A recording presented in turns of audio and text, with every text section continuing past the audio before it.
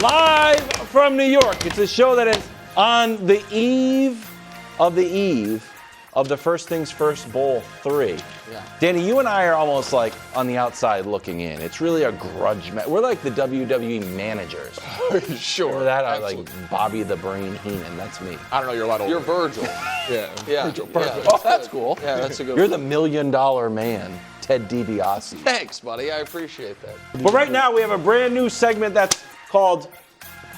We don't have a name for it yet. It's just a lot. It's a gonna 2-minute be drill, isn't 2-minute it? drill, but it's no, but 2-minute it's drill. 10 minutes long. Ravens Chiefs, First Things First Bowl. Mahomes, a home underdog for the second time this season.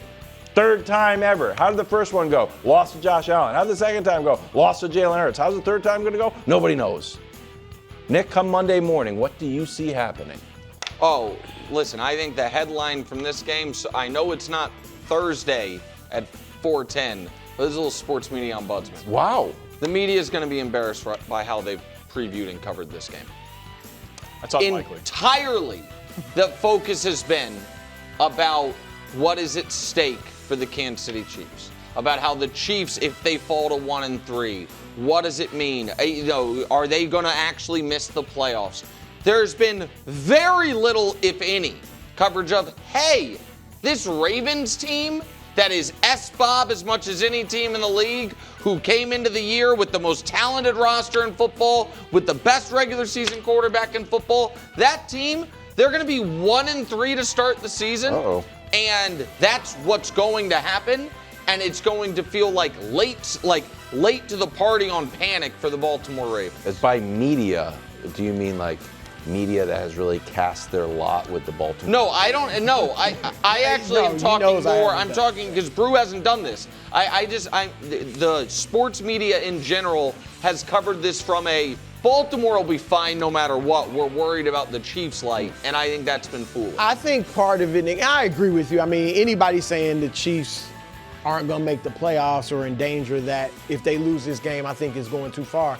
But I think, Nick, it's because we just have not seen the Chiefs like this in so long. I know they've had bad stretches at times, but I think it's a higher, like if LeBron averaged 19 this year, people would probably be like, wow, he's really lost it. Whereas yeah, but what if Steph was averaging 19 as well, and then they're like, what's wrong with LeBron and ignoring Steph? I think that's what they do. Because I'll LeBron certainly is go such too a higher far perch. and say if the Chiefs lose this game, they will be in danger of missing the playoffs. Not a guarantee, not picking it, but in danger of. And the reason we're talking about it like this is because the Chiefs are an underdog. Oh, no, that's not why we're talking about it. Yes, it is, because they're the one in the midst of a dynasty who's an underdog at home.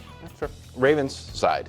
Also wanted to. Lamar said week 1 was a wake-up call, Brew. Also last week was a wake-up call. Running out of wake-up calls. What's your prediction for this game? Well, Nick likes to come up with his little statements that turn seasons around. I like right? them, actually. So here, Slogans. slogans. So I came up with a slogan. I said it yesterday, but the FTF chip will right the ship. They will win the FTF, first things first chip, and this will right the ship. This will What would your get son everything. Airball. That's all right. I didn't do it for y'all. I did it for them, the Ravens. This will right the ship because you're down because you had 2 bad losses that you really, should have won those games, or certainly the Buffalo game. And the great thing is you get to play a team with mystique and just a historically great team, but they're not that right now. You know what I mean? So you get the benefit of beating the Chiefs and all that comes with it, and they're not the Super Bowl Chiefs. At least they haven't looked like that. Okay, I buy that. The thing that I trust most in this game is the Ravens offense. So I don't know if the FTF chip will right the ship. I don't know if that rolls off the tongue, but I'm with you. Ravens win.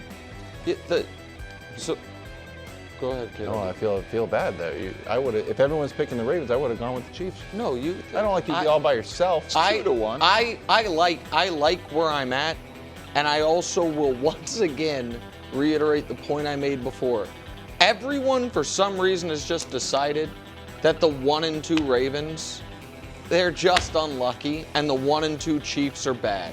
Even though the resumes are, they both have played 2 really good teams. They've lost those games. They both have played one awful team. They won that game by double digits. They both had, high expectations going into the year. And for some reason, the team that's accomplished nothing over the last decade is the one with the benefit of the doubt, and the team that's accomplished everything is the one with none of it. As bad as the Chiefs have played or as mediocre, they don't have the They're not worst. last They're in last. anything. Yeah, they're not last in anything. Everyone's like, defense. Ravens Who needs that in the giving up NFL? 32 points. Ravens gave away one of their games. Chargers at The Giants. Chiefs had turned it over in the end zone, bro. Danny Jackson Dart era begins against your guy Justin Herbert. And that Chargers defense. LA favored by 6. What are you expecting from your MVP, Justin Herbert? That's right. I'm expecting, and they must, they being Herbert and the Chargers, continue to change their narrative. The narrative was the Chargers are going to charger. They're going to figure out a way to lose a game. Last year they start 3-3. They don't even score 20 in any of their losses. Weird injuries, weird coaching decisions. That's hopefully a thing of the past. Since 2015, the Chargers, in terms of losses as a favorite, they are third most in the NFL. This is a game they should win. They've won 3 straight of their division. Herbert's one of the MVP favorites. Just don't have a letdown spot. And I don't think they will. Well, does that mean they have to rout the Giants? Just keep winning. Like if they win like they won last week against Denver, that's fine. That wouldn't be that impressive. A rookie quarterback making his debut. No, but I think that at this point, what's impressive for them so far is just to keep 3-0 with 3 wins in the division, and that they already have this gap between them and the Chiefs. So as long as they keep winning and keep it on the tracks, I think they'll be just fine. I agree with you on that. A catastrophic weekend is the Chiefs beat the Ravens and they give one away to the Giants. Yes, And then it's no like question. all of a sudden, wait. We had this perfect opening. Yep. This team was in shambles, No question. and now it's a game apart. You'd be like, what? I don't know. I don't know. Hey! What's going on? That's your bit. But you were like, I would not you be said, like wait. that. No. What's going? No, that's not my thing. That would be amazing. I'd love to play along with you, but that's not what I would be saying. What's going on? I would be saying what's And going on. listen, I am of the belief that at the end of the year, the Giants are going to be considered a really good defense. I know right now they don't have the profile of it. Is they gave up 1,000 yards to the Cowboys. But so I think the Giants are, I don't know what Jackson Dart's going to do. But if Jackson Dart just gives them the 20th best quarterbacking of this weekend, then they're live to be in this game. Interesting. All right, moving on. Colts, Rams. Danny Dimes, undefeated. Good test to see if this Colts team is for real. Greg Jennings, upset alert pick. Rams coming off a heartbreaking loss, shut out in the second half to the Eagles. Is this a bounce-back game for Stafford? Yeah, Stafford and the Rams in the Colts storybook before September's over. We've gotten a bit far enough, and I am happy that Daniel Jones is getting this moment, and also I probably was a little too harsh on Shane Steichen going into the year because I'm going to get there. He has gotten competent, overall results. Yep. Despite incompetent quarterbacking. Yeah. But they're not a 4-0 team. They're just not. And I'm glad they beat the Broncos because I'm fading the Broncos this year. That game could have gone another way. They have been right there. I think the Rams are a step up in competition for them. I think the Rams, it makes a lot more sense for the Rams to be 3-1 than the Colts 4-0. So I think the Stafford and the Rams end it. You had the Colts as picking first in the upcoming I said it was NFL on the draft. board. I said it was on the board. They'd be the worst team in the league. And I had the Colts winning the AFC South, Yes. so that's a point for this side of the table. Well, so far, early. Yeah, It's early. Three, Yeah. I would just say the Colts are live in this game. They 3-0, yeah, they beat the Titans, the Dolphins, and the Broncos. The Broncos defense is comparable to the Rams defense. Both consider themselves top 5 defenses.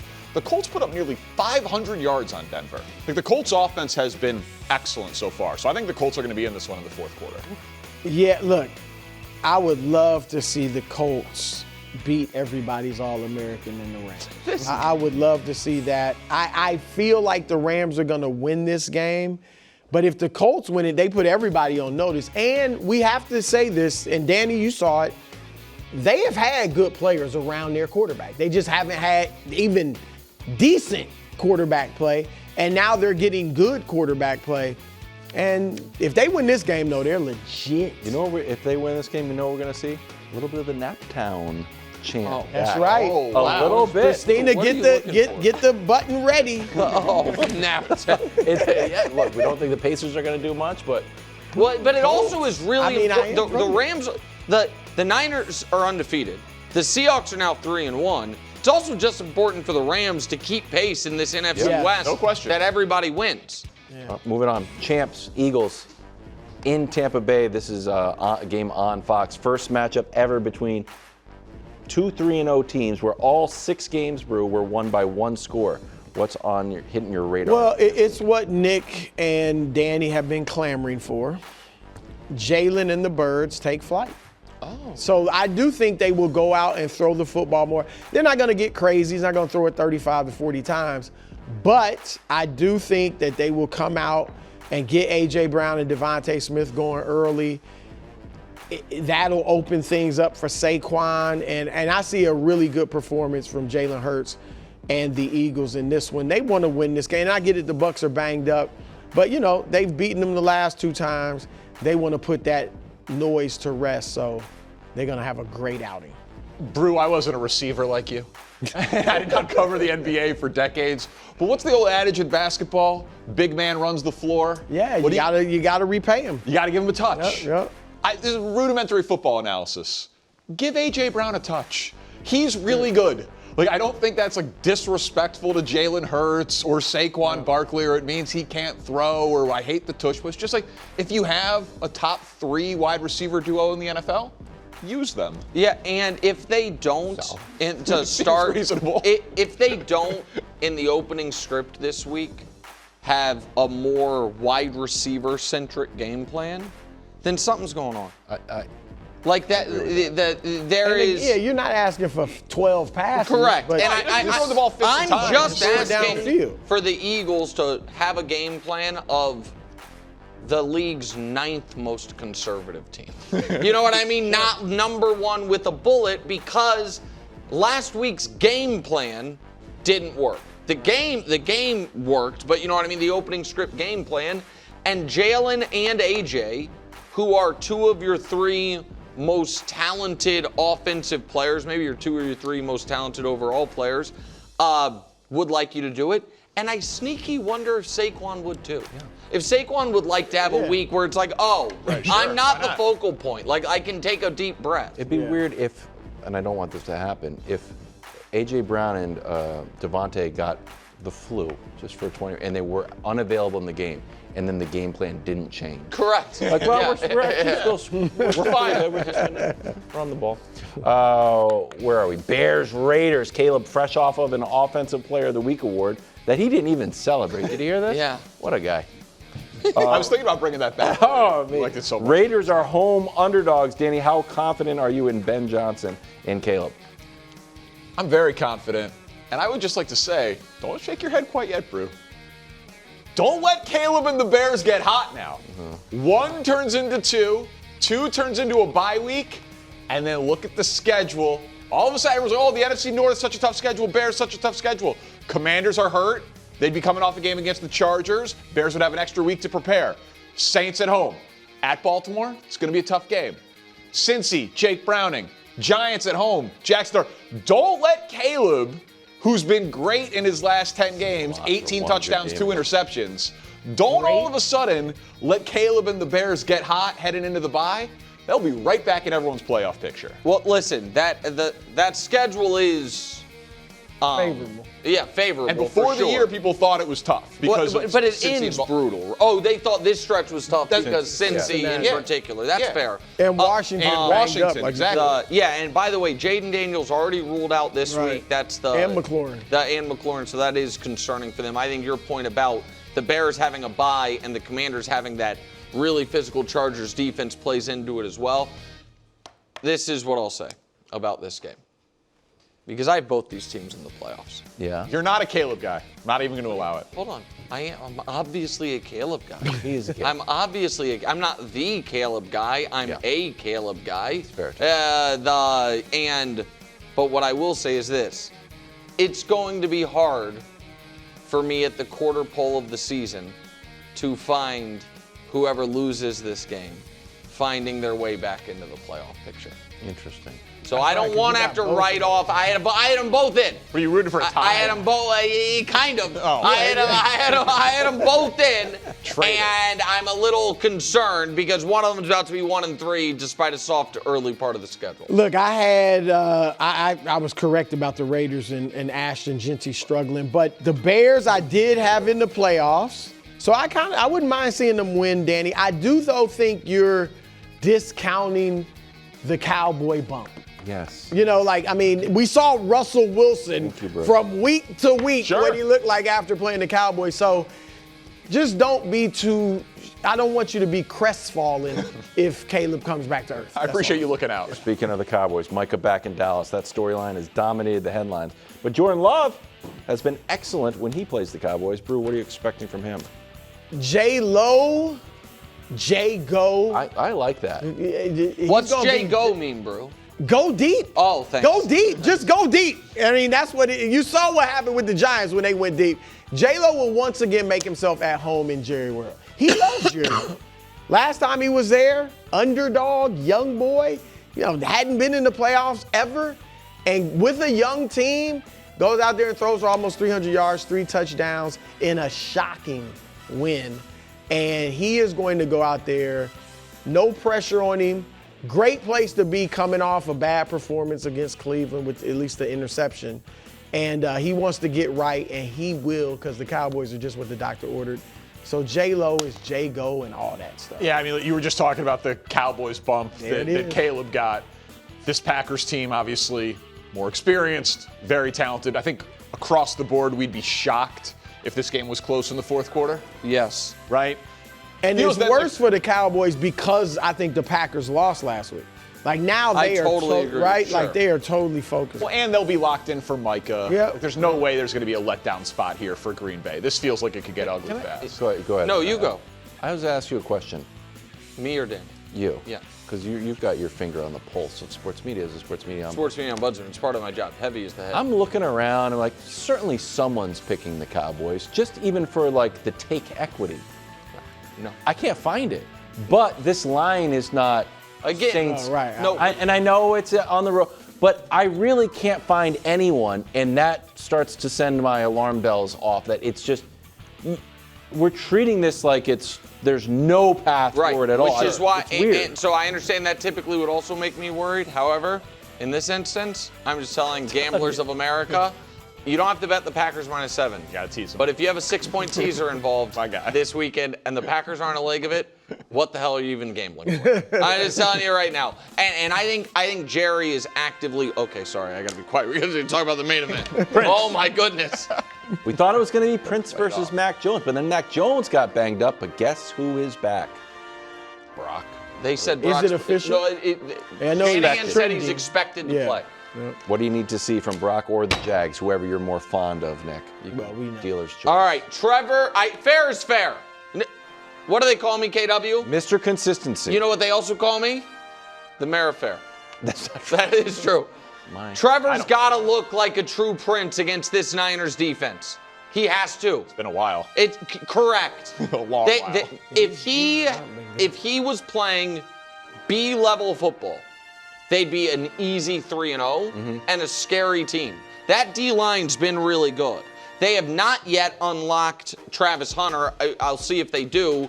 And Brian Thomas Jr. hasn't played great, and they still are winning. Trevor has been bad on third down. He's been bad in the red zone.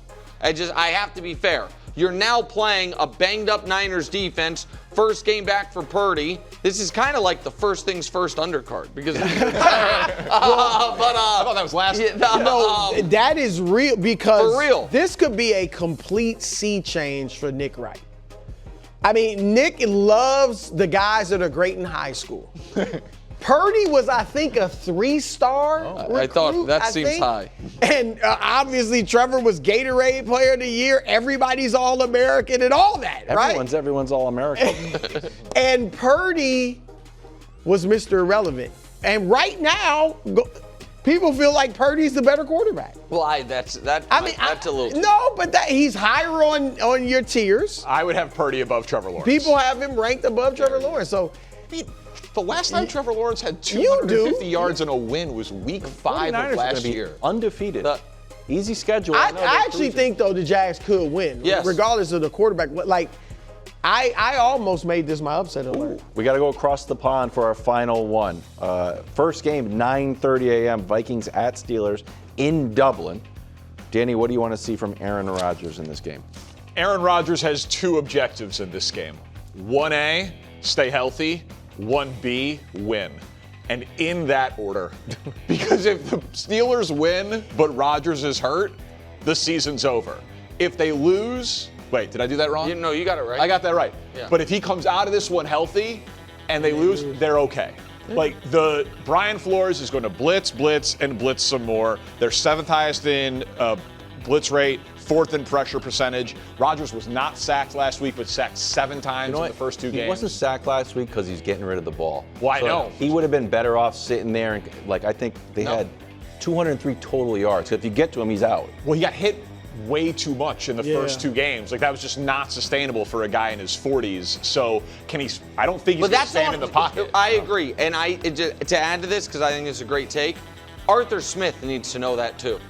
That this needs to be a run-heavy game plan. Yeah. That you need to, or max protect. Like, this could be a season ender for them. Man. And I'm legit because of what I saw them do to Jake Browning, and I don't think Rodgers is more mobile than Jake Browning at this point. You got to pick in this one, Brew. We got to go.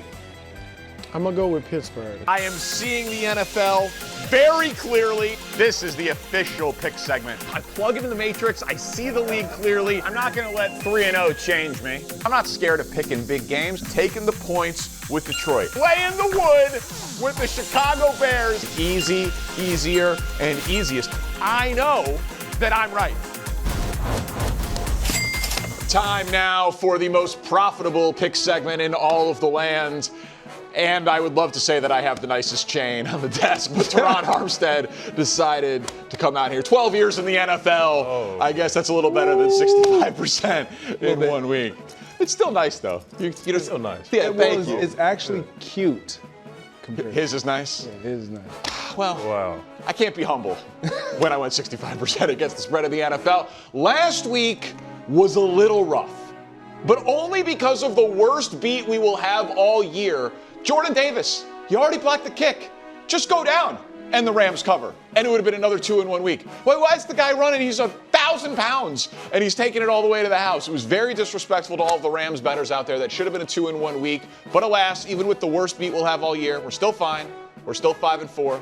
I'm not here to talk about the past. I'm here to go 3-0 in this great, glorious sports weekend. Up first, the Bears getting points in Vegas. Well, they say the Cowboys' defense was bad, and that's the only reason that the Bears were able to perform and have a good offense. Well, I see your Cowboys' defense, and I raise you the Raiders' defense of the last 2 weeks. Yikes. 30 points per game allowed, 6.5 yards per play, not pressuring the other team's quarterback. Very Cowboys-esque if you ask me. Oh, but Danny, Caleb Williams, he's just a bum slayer. Oh, I don't know. How about his last 10 games? 18 touchdowns, 2 interceptions, a passer rating of nearly 100, 6th best touchdown to interception ratio in that span with guys like Josh Allen and Lamar Jackson in front of him. Caleb Williams has been playing well. I feel like I'm the only person who noticed. Wrong team favorite alert. Bears plus 1.5. Speaking of big games, first things first, Bowl. Ravens minus 2.5 in Kansas City. The Chiefs will be fine. They are just not fine now. Then you come into a game and you've got questions about the Chiefs offense, the Chiefs defense, and the Ravens defense. Which thing did I leave out there? Oh, the Ravens offense. The Ravens offensive ranks compared to the Chiefs offensive ranks, I just simply do not think the Chiefs can keep up in this game. It's that simple. So the Ravens will cover 2.5 points because they're going to hang 27 on the board. Do we honestly feel confident that a Chiefs team is ready to put 30 points up on Baltimore based on what we've seen from them this year? I'm not talking about championship pedigree. I'm not talking about 5 years ago. I'm talking about what we're seeing from the Chiefs right now. They're not prepared to win a shootout. Last but not least, it's a big number, but I'll lay it happily. Packers -7 in Dallas. And people want to just talk about this Cowboys defense. Well, I'm here to tell you, Matt LaFleur against Matt Eberflus's defense, even more lopsided. And my sample size, pretty significant. Going back to 2019, the Packers have won 12 of 13 games against Matt Eberflus. So you got Micah Parsons' revenge. You've got no CeeDee Lamb. You've got the Packers coming off of a loss, and you have a tremendous coaching advantage with Matt LaFleur over Matt Eberflus. This game will not be in doubt in the fourth quarter. Packers win this one, going away. So to recap, Packers -7, Ravens -2.5, Bears +1.5. I believe, Tehran, that is a 3-0 week. I'm with you. With me. I knew I liked it. You want to trade trains? No, I'm not going to. You're good on that? All Look, right. I like the Bears. I like the Bears pick. I'm with you there. I like the Bears picking. You're not with me on your Packers? Well, I'm with you on the Packers clearly, but okay. that Bears pick is nice. I think they found their footing. They had the game that they needed to have against the Dallas Cowboys. Offensively, I think where we're starting to see the one underrated thing that you highlighted is that Caleb doesn't turn the ball over. He does not. He takes sacks, but he doesn't turn the ball over. And that's huge when you're going up against a defense that you know you can be productive against and you can put up points. So I like the Bears in that one. All right, 3-0 weekend. You guys call me if you need any more winners. It's not a problem. My favorite was that Ravens pick. Yeah? You were cooking, Danny. Like I'm saying, I'm with you all three. But the Ravens pick, I think the Ravens have so much to prove right now, more than the Chiefs. You said the Chiefs would be fine. I agree with that too. The Ravens defense, it's time for those guys to step up and make a statement. Seriously, they got a ton of all-pros over there. It's time for those all-pros to play like all-pros. Yeah, last week was a weird game for all the talent that they have out there. They were dominated. Yeah. Dominated. And you see that your best players, Kyle Hamilton, we haven't seen him in his production blitzing the passer. Baltimore's defense is known for those exotic looks, to be able to confuse a quarterback. I want to see them go up there and get Patrick Mahomes a couple of times. Confuse him, like Marlon Humphreys, Jair Alexander, let those guys cover. Justin Matabike, Roquan Smith, all those all-pros need to play like all-pros. We're going to get more into that game a little bit later, but let's focus in on my last pick there, the game with Green Bay and Dallas. Micah Parsons' much anticipated return. Micah said Tuesday that it's going to be painful to sack his former teammate, Dak Prescott. I did not believe him. Dak responded yesterday telling Calvin Watkins of the Dallas Morning News, it's the business of it. At the end of the day, it's not Dak versus Micah. Those are never the headlines and never can be. This is the Dallas Cowboys against the Green Bay Packers, and we've got to go get a win. So the question here is, how much would your faith in the Packers waver if they actually did lose this game as a touchdown favorite in Dallas, Greg? Well, my faith wouldn't waver, but I would start to look at what's going on. I would start to kind of question what's going on. And obviously, if they are to lose this game, it would probably have something to do with their lack of offensive production, whether that be in the run game, whether that be Jordan Love turning the ball over or not getting the receivers the ball. And then I would start to look at their head coach. Like, you got to figure it out with your young quarterback, your quarterback that you've paid, that you said that everybody believes has the goods to allow this team to be very productive. And with what we've seen the Dallas Cowboys allow with lesser talented offensive units, you just, again, my faith wouldn't be wavered, but it would be a very bad loss. What about you? They're not going to lose. Okay. They're not going to lose. A stack on it. that Packers defense, they're going to look to suffocate Dallas. Not just Micah, but the response from last week, the way they performed last week, although it came in an L, that defense is looking to suffocate that Dallas offense. They're having trouble protecting Dak up front. Green Bay has been getting after that pass, and Micah Parsons is looking like 1A or 1B, him, Myles Garrett, as the best pure pass rusher in the league. They're not losing this game. Yeah, and the thing too, like, sometimes you guys have told me, I've talked to enough players, like, the occasional letdown game is real. Yeah. I cannot imagine a world where the Packers have a letdown game in this spot, given that they lost last week and they know that Micah Parsons needs to show out for all those personal reasons. Like I got to imagine we're going to get the best version of the Packers. Yeah, and we should. And you notice, T, like every game takes on its own world. Like just because we've seen a version of the Dallas Cowboys doesn't mean that that's what the Packers are going to get come Sunday night. Now, I do believe that the Dallas Cowboys are going to fight because of that guy that's on our screen in Micah Parsons. They're not going to want him to have the return that we all are kind of hoping to see. And so with that being said, they might press. So it might murky the waters a little bit and allow the Dallas Cowboys to stay in the game and then have a shot at the end. But ultimately, this is a game that they should not lose. Reputationally, it also feels like if Green Bay does lose this game, it's like, wait, you lost to Cleveland. Yeah. And then you lose as a touchdown favorite when the whole world is watching you on Sunday night. Seriously, like, this team became everyone's Super Bowl pick after the Micah Parsons trade. And now it'd be like, oh, wait. Yeah. You're the same. Like, you can beat anybody on a given day, but you can lose to anyone on a given day. Like, that's not a recipe for a champion. Yeah, I'm guilty. Listen, they became my favorite. Really? Really quick, what they did to Detroit week 1 and to follow it up in Washington, they became my favorite. So I'm guilty. As they should have. G, you know, a trap game is real. They dropped that game against Cleveland, a game that you feel like you feel very strongly you should win. So a trap game is real. It happens to all the great teams. It happens. I can't see it happening 2 weeks in a row. Yeah, and I mean, I cannot imagine a bigger step down than going against that Cleveland pass rush and defensive line, and then going up against a Micah Parsons-less Dallas Cowboys pass rush and defensive line, right? It's going to just, I would imagine this is going to feel very easy for the Packers offense in this spot. Yeah, you're getting a little nervous over there. No, DeMarcus. I'm not nervous. Yeah, no DeMarcus Lawrence either. Exactly right. Thanks for watching. Subscribe here to get more from the show and to check out clips from other shows on FS1.